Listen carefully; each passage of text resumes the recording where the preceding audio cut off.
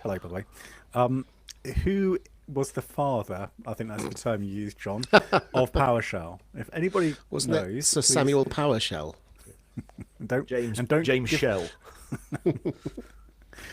just to see Was if it I'm, John I'm Power? if I'm alone in not knowing this. YT up, YT Yes. up. Not saying YouTube. the YouTube feed is up. Oh, I Yeah. see. Okay, I thought it was some sort of youth greeting. I wasn't. Yeah, YT up, we need. guys. He's saying the PC Pro crew needs to white up because we're too diverse. Running Dak. There you go. Running Dak knows. Mike, I am so down with the kids. You would not believe it. DC up. What's Discord? Is that Discord? Oh my god. Oh, DC. Now we're Directorate, making things up. District of Columbia. Yeah. David Anyway, Cameron. Running Dak knows, and by the end of this podcast, everyone will know. Thanks to John. Yeah, this is, his claim to fame will be that he's finally got a mention. Yep. Do you know what? It took me quite a long time following Ninja Ness's comment about never going to give you up to work out what Rickrolling was. Oh, Oh, did you just really? think, oh, they've accidentally sent me the wrong video again? Yeah. Many, many times. Is that like sending the wrong And column? it's 1:00. I don't, Carl, you know, what can I say? I am not down with the kids. Anyway, hello and welcome to the PC Pro podcast. It is the 22nd of January 2026. I am Tim Danton, editor-in-chief of PC Pro. I forgot. And with me today, I have a fine and smiling crew of Lee Grant, Good afternoon. John Honeyball, Afternoon. and Darian Graham-Smith. Hello there. More smirking, actually, than smiling. No. What's that thing when, like, the giveaway in the crease of your eyes when you're genuinely smiling? What's that called? Smizing. Smizing. No, there's some sort of something crease that gives away that you're actually properly smiling. By the end of this podcast, I'll tell you what, we'll leave it as an Easter egg at the end of the podcast. We'll reveal what Welcome that back, is. Tim.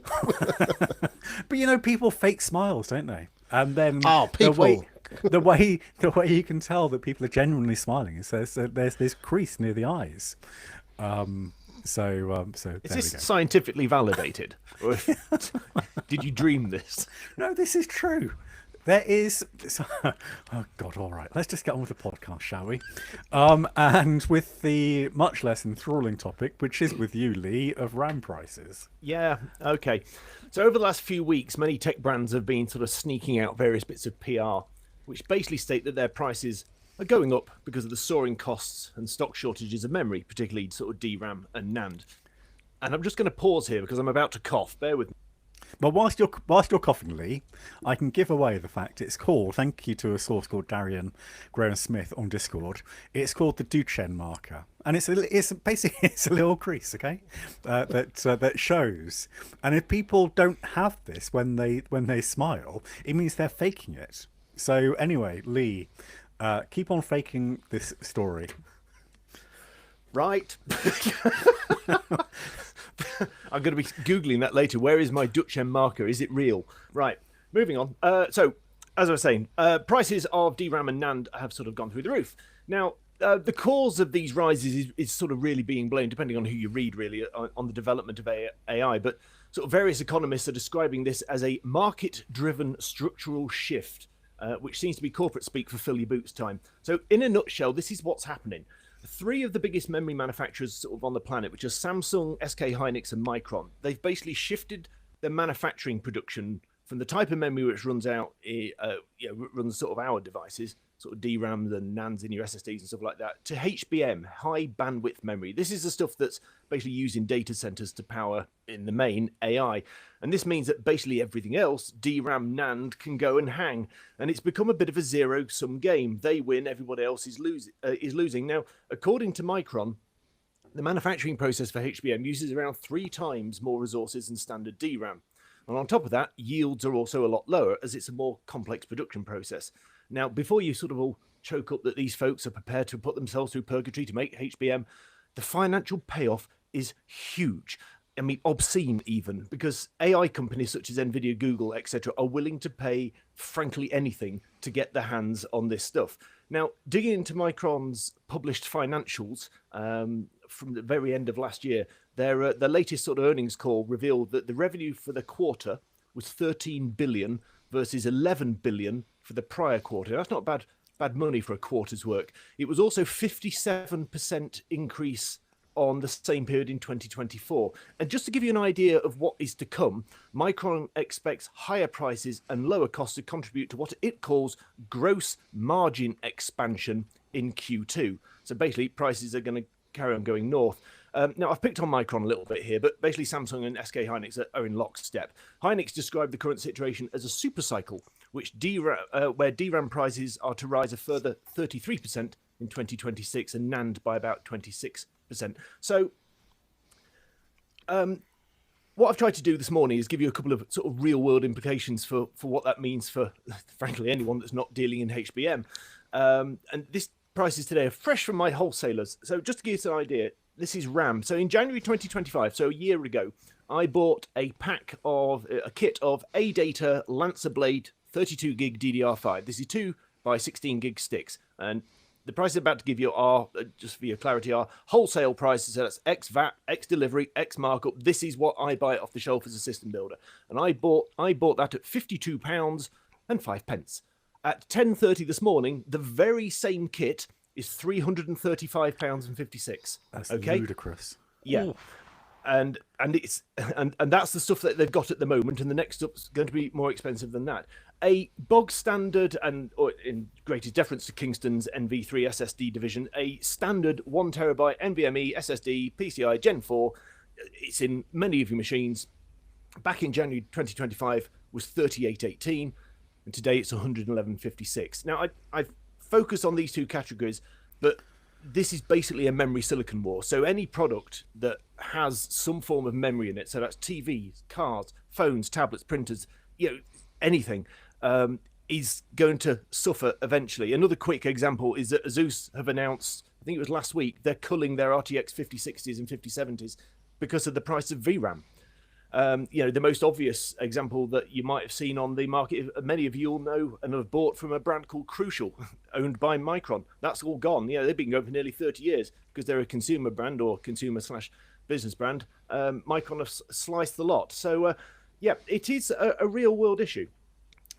Yeah, and it is very much. And the magazine went to press yesterday, and as part of that, I try to check prices. I can't do everything, just time doesn't allow, but if I suspect that a price may have risen, then I will check to make sure the A-list is as updated as I can possibly make it. So I did I checked the PC prices to make sure they were still in line. Lee, I can tell you every single one of them had gone up by £300-400. Yep. And it's far more than I expected. When we went to press, because we had a very, very early deadline in December to get the magazine out for January, because we've got basically all printers closed down, all distribution closes down. So we as a magazine have to close much earlier. So we closed that magazine at the beginning of December. And at that point, I'd reviewed a PC, actually the one behind me. That's the Cyberpower RTX 5070. I forget its name. And at that point, it was £1,000. And Cyberpower PC warned me that the price may have to go up because of memory prices. And I think I may have put in the review, it could rise to about 1,100, but it'll still be a very good buy. But the fact is, it's now at 1,280. So £280, and even with that, I suspect that Cyberpower PC has sucked in a little bit of the margin, because that does not reflect the prices you just talked about, Lee, in terms of price rises. But yes, for the people who, I had one reader email me about the rising price, and I just had to say, look, it's just market forces. I'm sorry. But yeah, that's the state of the play. It's the same for mini PCs. So if you're buying a mini PC right now, then you will see the all those amazing slash price deals that Geekom etc. offer. They've all disappeared. It was 150 quid off, and now you'll be lucky to get 30-50 quid off. And that is just unfortunately where we are and I think we do have to point our fingers at AI and the slight. Is it madness going on at the moment? Because, like John said, everyone said there just does not seem to be a price that people are unwilling to pay, so they can have it in enough memory in stock. Well, a lot of people are blaming it on on AI, and that's sort of true. But what's also sort of true is there's just absolute rampant profiteering, there's corporate greed, and the deliberate sacrificing of budget node production. When memory manufacturers turn around and say there's a shortage of RAM, remember that RAM doesn't grow on trees. It's not affected by blight or drought. This is a deliberately financially motivated move to maximize profits. These companies have abandoned DRAM. And it is supply demand fundamentally is what we've got as well, and like you say, Lee, so profiteering that comes with it, as always happens when there is this peak in demand and crunch in supply. Okay, so all right, so if you're going to give one tip, Lee, for people to avoid this in the future, what would that be? Well, I've got two actually. The first is, generally, if you are going to make a purchase, and it has to be a new device, then get on with it today. And I mean today, because you've already missed the boat. But if you're a quick swimmer, you might not drown too much before you get there. But if you're in half, I might get on with it in the next 6 months, forget it. Just leave it. Just don't do it. And my second piece of advice is, I've written a feature about this with a big guide of what to do and how to avoid it, and that will come in a forthcoming PC Pro. So go and buy that and read that, and that'll tell you what you need to know. Well, the best thing to do, of course, is always to subscribe to PC Pro, and then you're guaranteed to get it through your door as early as possible. Absolutely, but it's going to be interesting to see how it plays out. So we and obviously I am a micro system builder compared to anyone else, but I've stopped building systems because it is just too much. It's getting to the point where the prices are so ridiculous. Morally, I can't take that money from anyone, which shows how much of a businessman I am. So I hate to think what it's causing for even your players that aren't at your sort of Lenovo, your Asus, your Dell levels. And they're all making noise as well. But people like your PC specialists and Scan and people like that, what it's doing to them at the moment, because it's really sort of industry wide, and it doesn't seem like there's any sort of sensible end coming. Yeah, well, I would hope for those companies that the way they buy their RAM is, I imagine, in advance and with guarantees. It is depending on who you size. I've spoken to some wholesalers this week, and they've been telling me that they put orders in a long time in advance, and they're getting less than 5% of it coming in. Wow. And they've also been told by some of their top tier suppliers, now this also may be straight from the manufacturers, that there's nothing else coming in 2026 and suck it up. So they are absolutely being left high and dry. So there are some people that have got some stock, but there's a lot of people that haven't got stock because, of course, your manufacturers will satisfy their big customers first, which will tend to be your big brands, your Dells, your Lenovos, your Asuses, and the rest can sort of, we all get in the queue. It happens every Christmas. That's why there's always a problem getting hold of graphics cards and things like that at Christmas, because they satisfy the big players first and the rest of us get what's left. So, yeah, I think you're right, Tim. Some people have pre-bought, and some people haven't. One thing I just will mention is what we are starting to see is, on the converse, is the return of the 4 gig laptop. And I don't know how many of our listeners have tried running Windows 11 on a budget CPU and 4 gig when it's fully loaded with AV and bloatware and all that sort of stuff, but it's not pretty. And it reminds me of running Vista on a spec for XP. So these things are all coming back, because some people are saying that 25% of the cost of production of laptops at the moment is basically in the RAM and the storage. Wow. Okay. Interesting. So one of the other side effects of this, so again, like I said, we put the magazine to press, and yesterday, and that included a CS feature, including some fine words from Mr. John Honeyball, and some terrible words by John, but I cut those. Not really, John. Don't look at me like that. So yes, and normally in our Roundup CS feature, we can say with pretty much guaranteed, we can say this will cost £1,300 when it comes out in Q2. There's none of that. The number of times I had to type, I copied and pasted, and I'll let you into a trade secret there. The number of times I had to type to be confirmed for price and availability is just ridiculous compared to previous years. Everyone is just holding back in terms of the price that they are willing to quote. Yes, John, you put out your hand. Do you want to go to the toilet? No, I'm quite all right, thank you, teacher.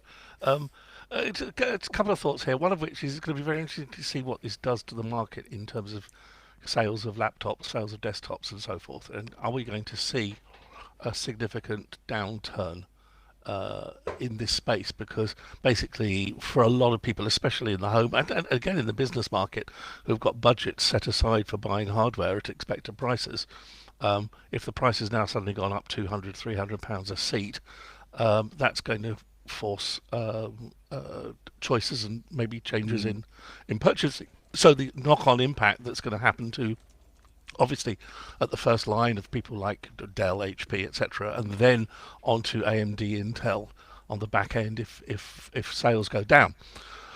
Second one, of course, is you can always hold your breath, and it's a very bad idea. But if OpenAI finances continue to go bad and their ability to spend lots of other people's money on AI hardware goes south, and that particular bubble starts to, if not implode, but maybe start to develop or leak or whatever. It could be very interesting to see what happens to the memory makers who suddenly realise that they've been backing a horse that maybe looked good in the financial spreadsheets of the next 3, 6, 9 months, but actually has got long-term repercussions for them. And it's going to be very interesting to see what happens on a price deflation in the future if the AI market starts to implode financially. Yeah, which may well happen. And just in terms of the immediate impact there are impacts for businesses here. You touched upon it, John. I think what do you do if you are in charge of the IT supply for your company? Michael Deere is in that position. I don't actually know which company Mike looks after, but anyway, he's an IT manager. And he said, the budget doesn't change. You buy less and you sweat the rest. And he said, slightly cryptically, and you pick your favourite users. So we can talk more about who your favourite users are later. But that's the reality for a lot of businesses and for people employees for this year. That laptop they may have been hoping for may be coming next year rather than this year. And just to say there, another impact on this, another metric to watch will be movement from Windows 10 to Windows 11, as especially home users are now end of life on Windows 10. Yeah. I know there's deals going on there about extending the life for a year, etc. Ignore that. But people knowing that they need to move off Windows 10 onto new hardware, and suddenly the prices are higher than they're prepared to pay, whether this is going to significantly impact that transition, that will be another number to look at. Yeah. If I can also throw something else onto the back of that with Microsoft, I was thinking about this last night. They went really strong on this Copilot Plus specification, which I know from talking to people in the industry hasn't sold well, and that requires 16 gig of RAM. And let's be honest, so those things that aren't selling are now going to get even more expensive. So that's going to kick that very hard very soon. And you've got the questions over the Windows 10, Windows 11. I think someone pointed that out in the Discord chat. PCPro.link/Discord if you wish to ever join us. But yeah, we've got the Windows 10, Windows 11 upgrades. I was going to say a fiasco. That may be a slightly strong word, but No, I think that's about right. but obviously, Microsoft backed down to an extent in October by extending the support for a year to people who were willing to, do a couple of things, but for free. And could we be seeing that extended to 2 years? Because people just aren't in a position to buy a new PC come October 2026 because the prices are still likely to be so high. Oh, Okay, that was clearly not. That question was met with a grim silence from everyone. So I think for now we shall just move on. I think this is going to be an ongoing conversation. So thank you very much for that introduction, Lee, to that unfortunate, slightly worrying topic. And on to you next, John, for what's going on at Rackspace. Yes, this is an interesting microcosm, and then we'll talk about the sort of the broader implications of this across the market. Rackspace, as you know, is a very big global hosting provider, providing cloud-based hosting services. You will remember a significant blot on their copybook was back in, I think, 2022, when they had hackers got in and took over and shut down their hosted Exchange server platforms. And their recovery from this was, shall we say, less than satisfactory, certainly in the eyes of friends of mine who had hosted Exchange server at Rackspace.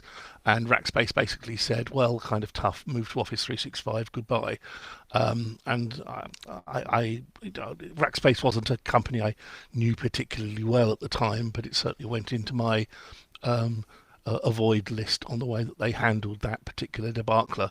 Well, it turns out that Rackspace obviously is doing raw hosted email services, your standard SMTP, etc. type of services, and they've decided to put their prices up.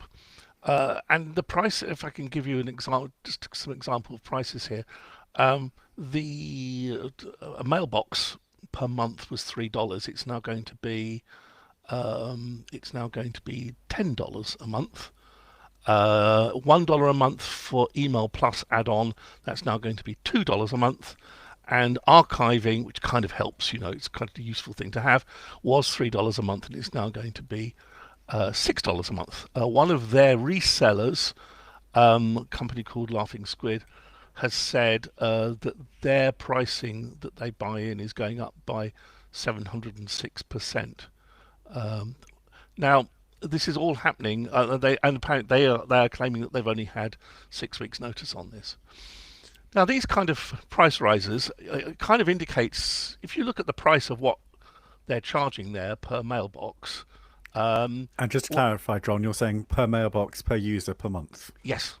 Now, actually, I'm paying about, I think it's about £9 or £10 a month for an Office 365 business standard, which gives me all of Office 365 as well as hosted Exchange server with, I think it's 50 gig per mailbox. I think it's shortly going up to 100 gig per mailbox. I'm getting an awful lot more value out of an Office 365 business license per month than I would be getting out of a plain email hosting account for more money for Rackspace. And you have to wonder here whether this is just basically Rackspace saying, kindly go away. We don't want to be in this business anymore, and we'll just jack the prices and screw you. We can discuss whether this is a good business model or actually what they intend to happen until the cows come home. But the interesting point here is, surely it is about time that at least for any kind of business service, it ought to be part of EU law, UK law, etc., that your price is locked in for 12 months. Now, I accept that this is a monthly subscription, so you can cancel at any time. But nevertheless, what kind of business wants to absorb a doubling or whatever of its cost base per user per month at effectively no notice? You've got no time here to move your users, wire up your email, DNS records, and so forth. You're just going to have to swallow it. And this is the kind of abusive relationships that software companies like to indulge in. And I think it really is time that across the board, and I think it just leaves a bad taste in the mouth. Well, it does. I mean, what happened a few years ago, John? Remind me. I can't remember what they had some hackers got in, and they basically encrypted all of their data stores because Rackspace. This is from memory. It's 3 years ago. I think it's 2022. Basically, they hadn't applied all the necessary patches from Microsoft for your own hosted Exchange server. So this is not the Exchange server that Microsoft hosts in the cloud as part of Office 365. It was the you run your own Exchange server platform. And there was a whole bunch of patches for it which they hadn't applied. People got onto their platform and basically hacked through these problems and took over the entire platform and shut it down. And at the time it was quite clear that Rackspace had been, shall we say, maybe a little lax with its updating and security policies. Lee, if your clients were using this, I'm assuming that you don't resell Rackspace products in any which way. What service do you offer to your users? Because they must look to you for a complete package. Yeah, so we do some web space and some email stuff, but not on the sort of size of Rackspace. But John touched on a point there about changing prices and that sort of thing. And there is regulation now. Unfortunately, I'm not Roche or Olivia, so I can't give you the thread through needle. But you basically, if you've got someone under a contract, like we have people under contract, I imagine Rackspace have people under contract, there are certain things in the UK that you can and can't do about price changing. So they might be able to get away with this in certain parts of the world, but certain parts of the world where they can't get away with this. So it'll be interesting to see. So what we do is, if we are going to have to increase prices, and sadly with everything going up in the world, we are going to have to increase prices, we can only do that basically on the contract renewal point, unless it's sort of prior agreed by both parties sort of halfway. It's not something you can enforce anymore, I believe. I think that started January 2025. So yeah, I think John has hit a point here about maybe this is a bit more than just them putting up the prices, because Rackspace got apart from obviously having a bit of a drubbing in the press the last time it fouled up, they've also got a new CEO who has got this AI first multi-cloud sort of strategy going on, and if you want customers that aren't making you enough money to leave, then you either put the prices up or give them appalling service, and it seems that Rackspace has pushed both buttons on that one. So I think John might be right. Darian, any thoughts on this one?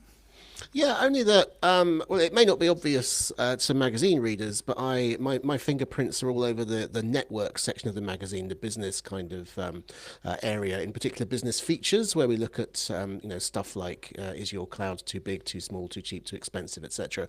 And month after month, what comes out is in this world we're in now, where everything is hosted, everything is remote, everything is a subscription, everything is cloud. You need to always be thinking like you might have to migrate anything at the drop of a hat from wherever it is to some other place, because unfortunately, there's obviously well, I think the word abusive has been used already in this conversation, but also there's unexpected eventualities such as outages or attacks or whatever. So obviously this is bad. Hopefully, if your business is well run, well governed, well foresighted, it's just one of those annoying things where you can put into plan, you can execute operational order 26 and be up and running without too much of a financial hit. Though obviously, as John says, it will take time to sort out a migration like this. It's just the world we live in, I think, is my view, sadly. Well, John, I'll give you a chance to just respond to that before we move on to the next item. No, I mean, Darian's absolutely right. We should all, as responsible businesses, have exit strategies for every dependency that we have. We should have backups and archives and offsite and multiple lines coming into our businesses, so that when somebody with a JCB digs up the road and goes through all the fibre, it's not your only connection to the world, whether that be a 5G router stuck on a window pane all the way through to Starlink or more fibre coming in, or whatever the solution is. The problem is that this is all ball ache, this all takes effort and time and so forth, and when you've got a working solution, I'm afraid to say it's very easy to push these things to the bottom of the pile into the I'll get round to this tomorrow kind of thing. And yeah, we can all sit here and, there but for the grace of God, say, I'm quite sure that my disaster recovery plans will work fine. And I'm speaking here as someone who's just changing fibre provider here into the lab, but I have just bought and stuck onto the window a unified 5G router, stuck a SIM in it, and it's on failover for for the main internet connection, it would be horrible to have to use that, but we would keep working, you know.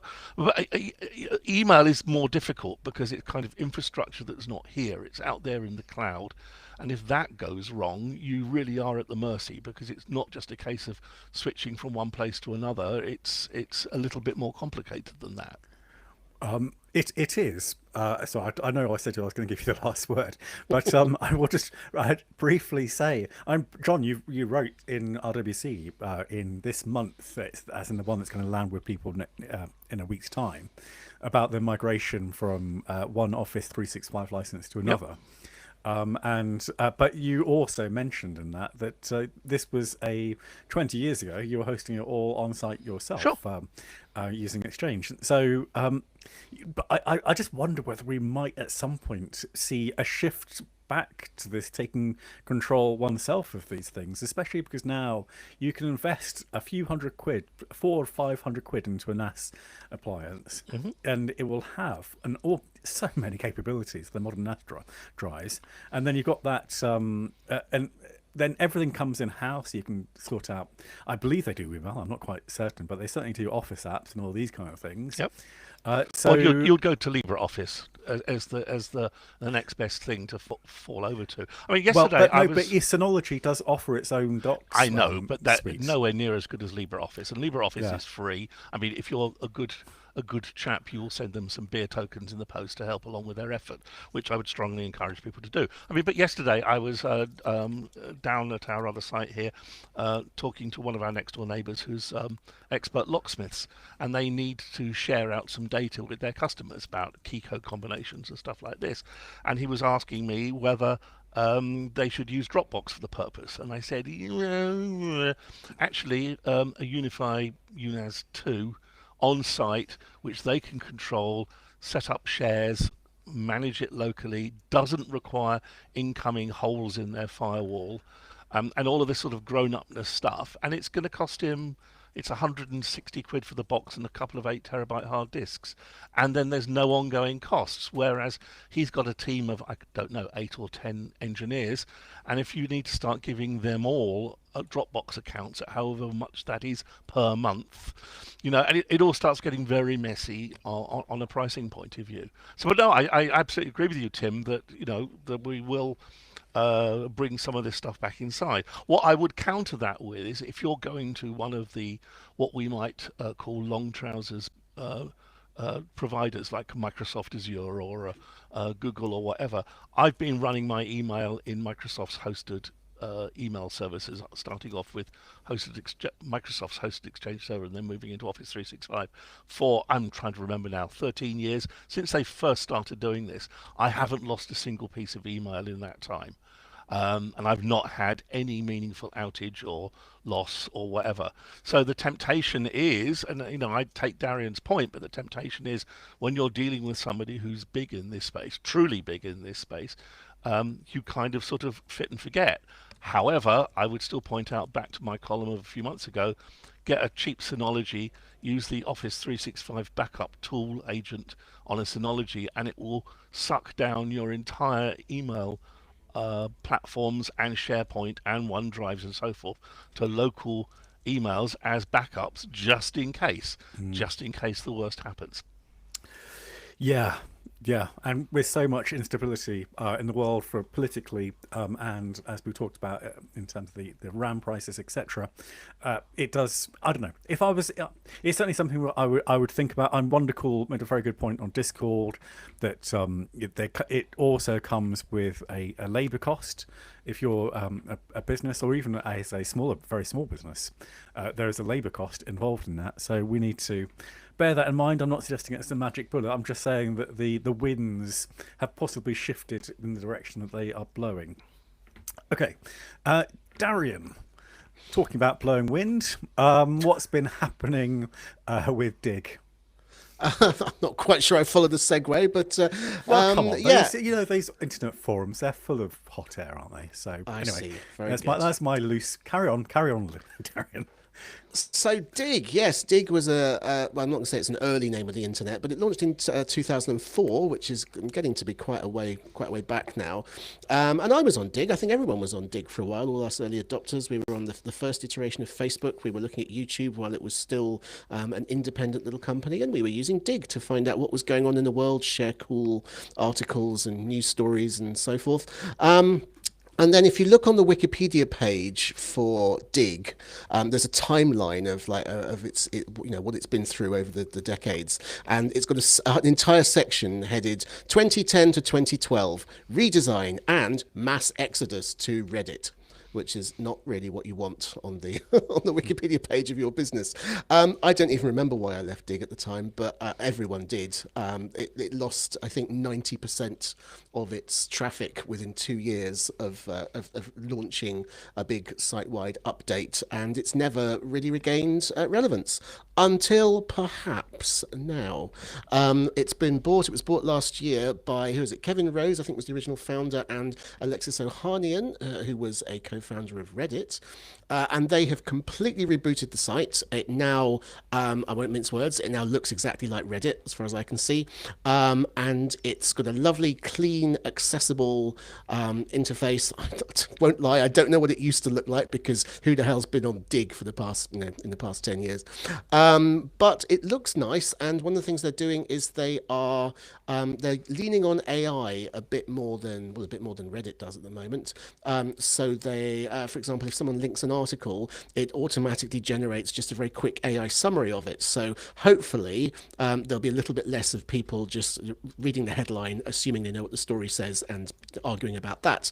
It also is using AI, reportedly, haven't seen how this works in practice yet, to identify bots and trolls. I like that idea if it works, because bots and trolls are one of the many things which is wrong with Reddit. I'll get to that shortly. Slightly more controversially, well, say controversially, it's not a problem, but they've introduced an AI-generated podcast, which we'll all know from Notebook LM, which will generate a kind of robotic spoken summary of top stories of the day. I somehow didn't find time in my busy schedule to listen to that. Maybe I do need to. The reports are that it's not, basically the reports are not, I hate this idea. The reports are, it doesn't sound engaging. So there's potential there for, if they improve the AI, or if they just, radical idea, employ a human to read out the script. That could be quite fun. I'm not opposed to the idea of having stuff brought to me. Also, actually, I should mention something I don't think Reddit has is just a natural feed of top and trending stories from across the site, so you can quickly find out what's happening in communities you're not subscribed to. Just to keep to have a bit more of a finger on the general pulse of what people across the internet are talking about. So I'm cautiously, I'm thinking this all sounds like it could be good. It's very early days. The site currently feels a little bit dead, and there are reports of bugs and glitches. It's only been live for the public for about a week, a bit less than a week. That's why we're talking about it now. But it seems like a good idea because, as I say, Reddit has kind of lost some of its luster in the 14 years since it stole Dig's crown. I personally took against it quite a while ago, more than 10 years ago, because I discovered that if you say something which annoys a moderator of a particular community, they can shadow ban you universally and make everything you do from then on completely invisible to anybody except you. And it appears there is no one you can appeal to about this, no one who cares. It's just one user among their millions of users. I'm not very surprised. But I thought that was not conducive to a good community experience. More recently, there's been controversies such as Reddit has become, it's kind of come and gone, but it's definitely at times it's been a real, can I use the word, cesspit of race hate and bigotry, etc., etc. In 2020, over 800 moderators of different communities signed an open letter demanding that Reddit ban hate speech, racist, sexist subreddits, etc., etc. I don't believe anything much happened there because Steve Huffman, the CEO, does not care about that sort of stuff. In fact, I suspect he encourages it because it's all engagement. And then in 2023, Reddit suddenly, well, I mean, with a couple of months' notice, I think, but introduced a massive fee for the use of its API, which had previously been free, which killed both third-party readers and third-party moderation tools. And it just there's a whole page of this. You don't need it. Basically, I feel like Reddit has not been on the side of its users for a long time. And Dig obviously is an upstart with everything to prove, and it needs to generate goodwill. So maybe, at least until it gets enshittified, as Mr. Doctorow would say, it's going to be a better experience. I'm hoping. Yeah, and I think the other thing it shows is the power of a brand. I mean, Dig has been dormant as a brand for 15 years or so, but the fact is that there's still affection for it, and that still gives you power. So if you imagine this being launched under a brand of LeeGrant.com, then it probably wouldn't have quite the same gusto. But the fact it's called Dig, it's why we're talking about it. And I think it will be successful personally. And I think because many of the reasons you're talking about, Darian, because there isn't such a feeling towards Reddit anymore. And what's happened to Slashdot? Has Slashdot completely disappeared now? No, Slashdot's completely fine. In fact, I use Slashdot every week when I'm researching stories to talk about on this podcast. But I feel like it's not it's not cool. It's not cutting edge anymore. It doesn't have the masses of traffic and activity that it used to. I think it's kind of shrunk down into the tech niche forum that maybe it's supposed to be. Yeah, perhaps. John, any thoughts on this one? I confess don't think I've ever used Dig. It's certainly not in my radar of something that I've used. Have you used Reddit? Reddit is one of those things which I usually get to a specific post by doing a Google search or a Perplexity AI search and then linking to a specific topic. Reddit is not something that I browse a lot.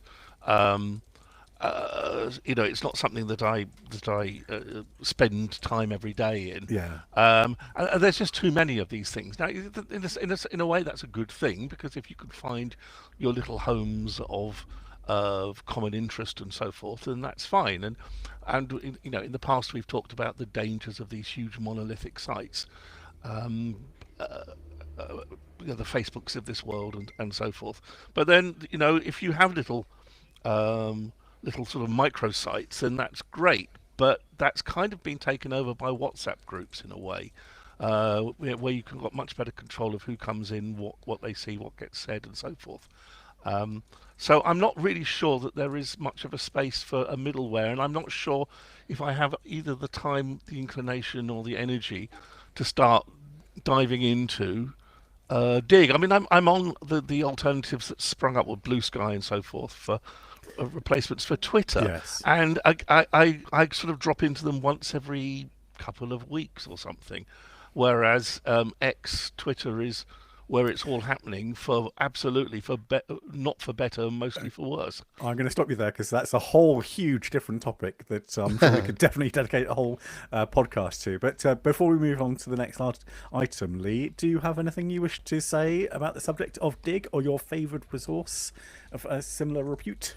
I must admit, Dig is not a brand that I really knew about. It's one of those sort of vague names from the past, like FreeServe or something like that. It's not a platform I frequented, but sort of looking into the back end of this, the owners have enticed a very nice sort of venture capital company who have got some big brands under their name, and they specialize in AI sort of tech startups. So it seems there's a lot of money has gone in, which I think this is always where these problems also the problems need to be addressed straight off, is how is this thing going to monetize eventually before it absolutely descends. But I just will sort of give a nod to John about what he's just said about other platforms, because getting people to shift to another platform is always challenging. Mr. Musk has done his best to alienate everyone with outbursts that would see him chinned in decent society, but people still refuse to leave that platform. So I think that is going to be their big problem. Yep, I think you're probably right. However, I'm going to give Dig a better chance of success than Threads. That's my controversial view. All right, let's just briefly talk about the UK consulting on banning social media. I assume everyone saw this story earlier this week, which is that there has been the government has launched a consultation on banning social media. This is for under 16s in the UK, and this follows, of course, the outright ban in Australia at the start of the year for a huge number of social media sites, and that includes YouTube, not YouTube Kids, but YouTube as a whole, as well as all the ones that you can predict and imagine. Now, could it be that the UK is going to follow suit? Ofsted is going to be given the power to check policies on phone use when it goes into schools. So the idea being that you could completely ban the use of schools, and this is all to do with the idea of protecting young people's well-being, to use the quote. Now, this is an interesting subject because it's tempting to go, oh yeah, this is right, this is wrong, and this is what we should do, this is what we shouldn't do. Bring in regulations, ban everything, whatever it may be. And I think what we can say with absolute certainty is that actually knee-jerk reactions are the wrong one.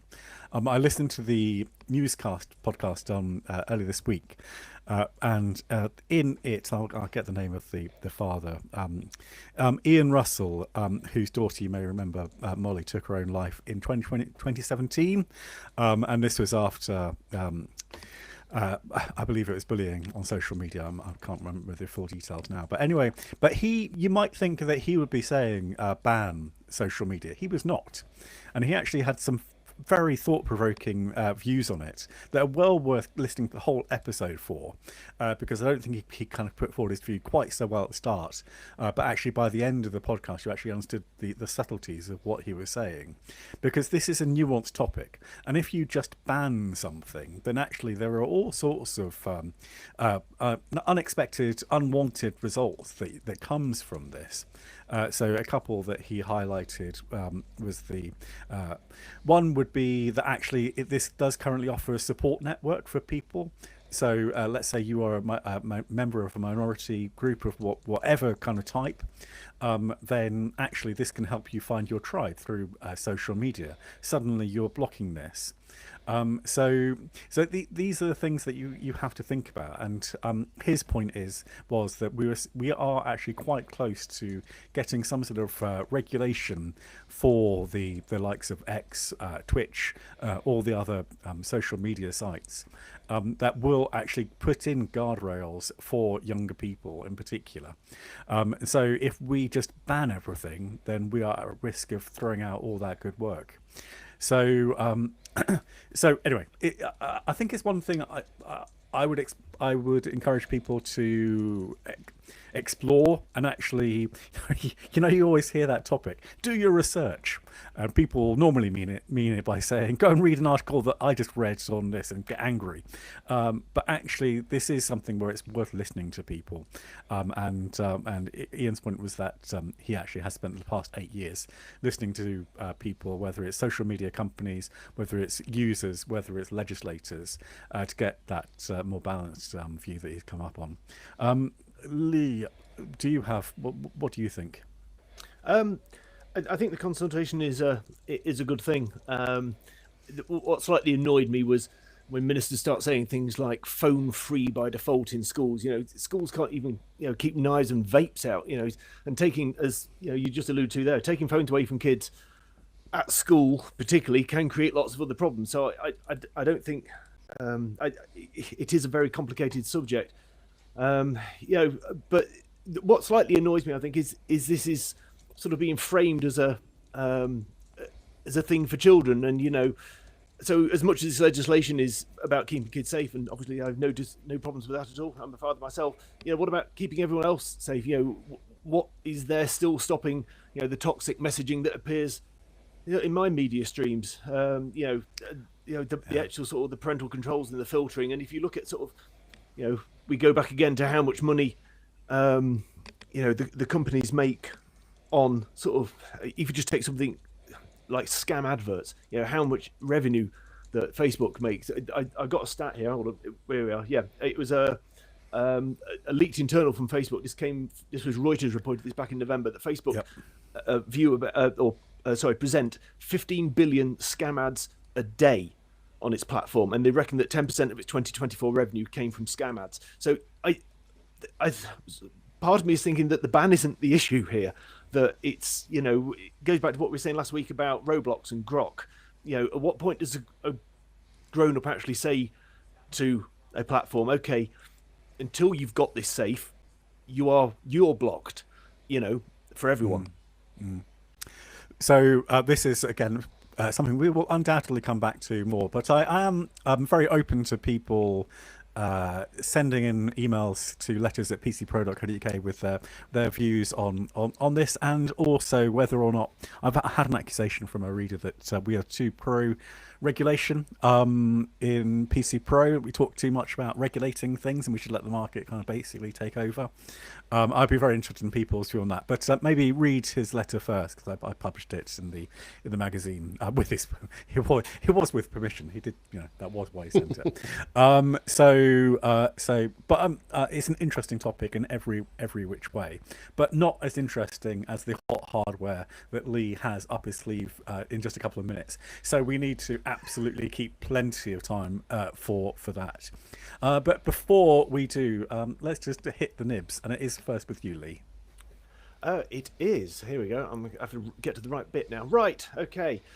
We're saying goodbye today to a bit of a true pioneer, Dr. Gladys West, who has passed away at the age of 95. Now, if you haven't heard of her, you've certainly used her work. In fact, I go so far as to say that for some of you listening, she's the main reason you're where you are right now. She literally has put you on the map, because as a mathematician, Dr. West's groundbreaking work laid the entire foundation for GPS. Her focus during the 70s and 80s was creating accurate models of the Earth's shape based on satellite data, and she worked for the Naval Surface Warfare Center for 42 years, retiring in 1998. Now, as has been the case with so many women, and particularly women of colour, behind tech and science, her work went absolutely unnoticed and uncelebrated for decades, and it wasn't until she submitted a short biography of her accomplishments for a sorority function in 2022, so basically, in 2018, a social function, so 20 years after she retired, that this was all corrected. And she was inducted into the US Air Force Space and Missiles Pioneers Hall of Fame. She's a recognised hidden figure of the Navy. That's it worth looking into if you're wondering what that is. The NCWIT Pioneer in Tech. She's been awarded honorary doctorates, and the list very rightly goes on and on. So if you get a few minutes, go and read up about Dr. Gladys West, a very remarkable person. Thank you. And John, do you want to just add in your own nib? Jeffrey Snover has finally retired. Who's Jeffrey Snover, you say? At Microsoft, he was technical fellow at Microsoft, and he was responsible as chief architect of PowerShell, which is hugely important for corporates out there in terms of managing and configuring their platforms. He was also chief architect of Windows Server and Azure Infrastructure Management Group. An absolute top chap, lovely chap to talk to, I have to say. Met him a few times over the years. Brain the size of a planet. He left Microsoft, I think, about 3-4 years ago, 2022, and he went to Google as Google Distinguished Engineer, and then he announced yesterday he has finally retired. So we all wish him a happy retirement, and thanks very much for PowerShell. Yes, we salute a long and very productive career. Darian, John, people are asking about the Pringles behind you. Have you? This one. Yes, let me have a look. Are there any in here? Sorry, this is. Yes, there are still some in there. I'll have to give you a weekly Pringle update on my Pringle tube. For those who don't join us on the video section of the podcast, you can unfortunately see behind people's various places. So for Darian, it's a drum kit. For Lee, it's a set of stairs and teddy bear. A teddy bear. For me, it's just the normal chaotic mess that I always have in my office shed. And for John, I think actually John's even the bigger mess. I don't know what it says about your state of mind, John. But the best artistic. Includes not artistic. Included a stationary piece thing, a Pringles, which people on Discord were inquiring after. All right, with that unnecessary discussion finished, let's move on to the second nib, please, Darian. Are you trying to make sure we don't have any time to talk about the hot hardware? In honour of the name of this section, which is NIBS, which stands for News in Brief, I'm going to be an iconoclast and try to be brief. ChatGPT has announced that there will soon be ads visible in its app and interface for users of the free service and the cheap ChatGPT Go. If you're using it in the US and you ask for questions about, if you ask for information about, let's say, how to fix my roof, you may see an advert for a roofer appear at the top of the screen. I think this is probably fine. It's all going to depend on the execution. All right, so thank you. And the fourth nib is with you, John. Yeah, Microsoft just started pushing out updates to Windows 11, its first 2026 updates. There's been some speed bumps with this. They've actually had to issue some emergency fixes, which is fortunately a rarity. Being able to, one of the problems was you couldn't actually shut down your PC. Now people, of course, are griping, saying this shows a lack of beta testing and why wasn't this caught and so forth. But Windows is a complicated platform on an incredibly varied ecosystem. So there are out-of-band updates. I could give you the numbers, but who really cares? You'll find them, and you need to patch your machines you might need to patch your machines if you've applied these early 2026 patches to Windows 11. Okay. Running DAC saying those issues only affected the Enterprise Edition. Is that correct? Possibly, not a clue. Okay. All right. Thank you. Always come to the PC Pro podcast for definitive answers to all your questions. Okay. And actually, no, the real reason to come to the PC Pro podcast is because you will never, ever, I can guarantee you, this is the first time this product would have been featured on hot hardware. Please, Lee, introduce what you have on your lap. Right, I'm going to put an image in the Discord for people to see it in all its magnificent glory. This, my friends, is a pad. It's an 80 centimetre by 33 centimetre pad, which is designed to sit on your desk. Look at that. Can you see it? That's well, we can't hear you anymore, Lee, but you can't hear me. Yes, that was really dumb. So half of you can't see me, the other half can't hear me. It's really good for a podcast. Basically, imagine an 80 by 33 centimetre mouse mat. However, there's a trick. There's a little bit of electronics on it. This is heated, a heated hot pad. Happy days. Now, this is Mrs. Grant's pride and joy. Now, being married to me, there's clearly little happiness left in her life. So little things like this really help. It's basically a very simple device. It's got 3 heat settings, 40, 45 and 50 degrees C, and for your safety fiends out there, it's got an auto shutdown after 3 hours. And basically, it just gives a nice bit of warmth on these cold days. If you joined us sort of just before the show started last week, you'll have seen Mr. Collins shivering in his plush shed. He was saying it was cold, and frankly, one of these under his wrists, just to warm the extremities of the body, would do absolute wonders for him.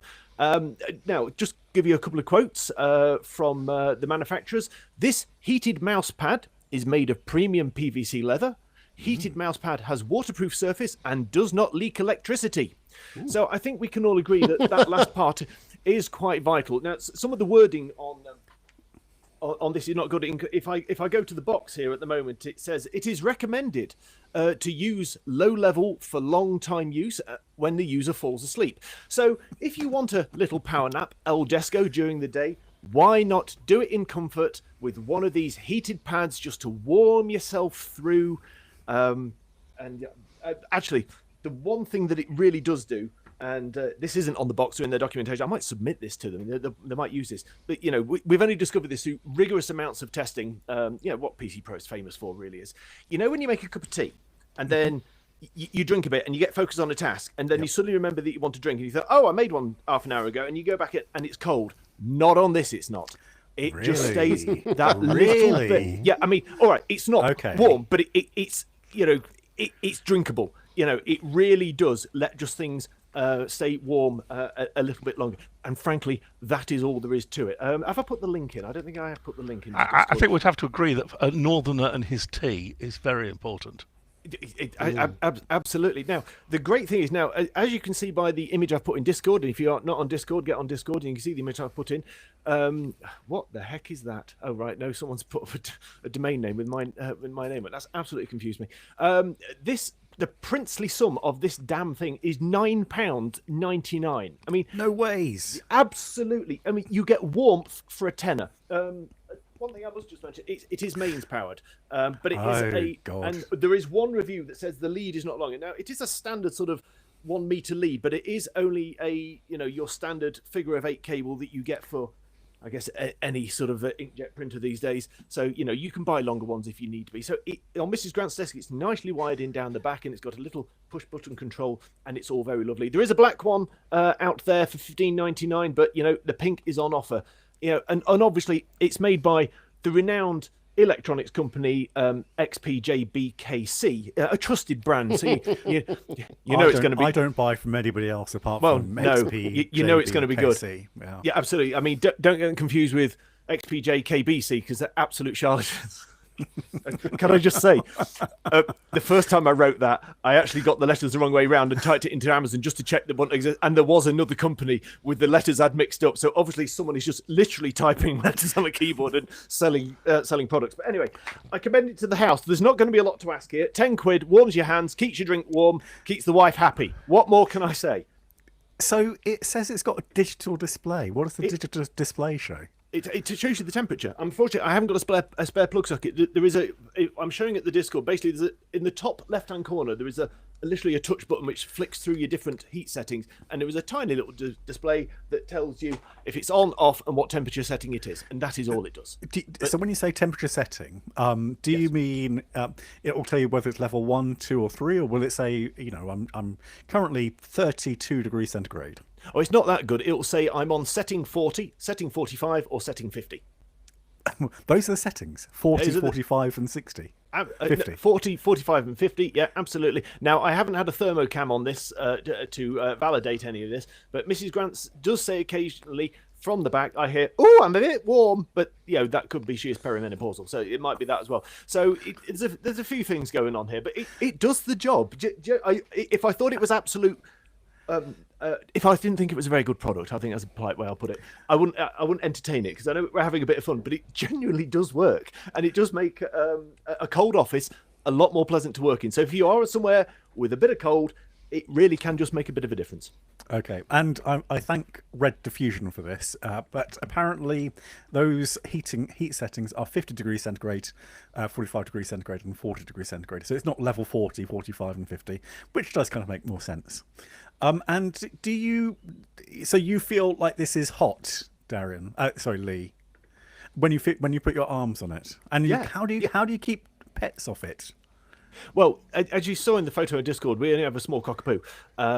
So, to be fair, she was put up there for photographic purposes and bribed with chocolate. And to be fair, there's a fair bit of sellotape underneath her as well. So, we don't have that problem. But it would seem that if you have a cat, I imagine I don't know if Nick Rawlinson is listening to this, but I imagine with his... the amount of animals, and he had that ringing bell thing the other week where he could attract the cat. I would imagine that Nick would have a lot of problems getting work done with this due to the pile-up of cats sitting on his desk. So I imagine there would be an issue. Cats do like to find a warm spot. So that could be a problem. We should just say as well, it is multifunctional and has versatile use. Because you can use it as a mass mat, and just actually to give an idea of size to people who are watching this, and it's probably twice. You could fit 2 keyboards on that, couldn't you? One on top of the other, and then you still have size on the side for 8 mice. Oh yeah, it is big. Like I say, it's 80 centimeters wide, so we're nearly a meter, and it is a pleather sort of plasticky cover because Mrs. Grant did upend a coffee on it the other day. And frankly utter words which are not becoming of a trainee vicar, but it did survive, and so it is all spill proof as well, obviously, because they don't want the electricity to leak, as they said. Well, indeed. And I'm just going to finish. I will go to you, John, because I saw you raise your hand with another question or possibly comment. But the other multifunctional and versatile use that they show are one with someone having a lunch break. and folding their arm down in front of it, so giving it a nice warm glow whilst they lean upon it. Another, where resting it, where we are shown a lovely picture of a woman's bottom perched upon clothes bottom, I should say, perched upon this, as you can pop it on top of your seat. Not quite sure how that would work in reality. And also you can place your feet upon it, so you could have 4 of these at this price, scattered around your office, giving you warmth. John, what was your question going to be? Well, as the nominated old PC Pro person, I'm allowed to just drop in, the cat reference of Mrs. Slocum, and those people of an age will remember what I mean.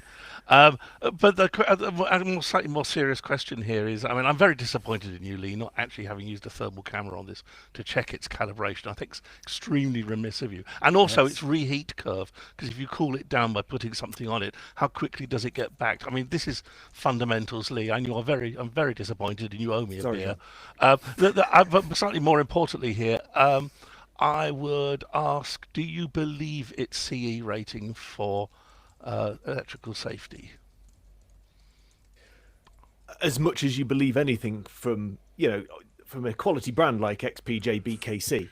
So I think you amply answered my question. Thank you so much. I'm going to imagine the answer to this, but have you tested how many watts it draws? I can't get near it. I'm not allowed near this. I have to stay in the other room. If I want to stay warm, I have to do press ups or squat jumps or something like that. I'm not allowed near this. You wouldn't know what I've had to do to get this out of the shop today. What I've had to bribe her with. All right, I think it's time for a vote. So let's. I know that we already have a live vote going in Discord. PCPro.link/Discord. Please join us. It's a very lovely bunch of people.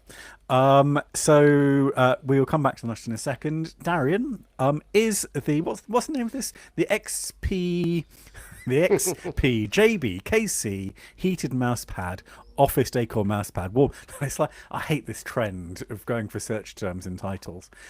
Anyway, the 80 by 33 centimeters heated mouse pad, is it hot at £9.99 or not, Darian Graham-Smith?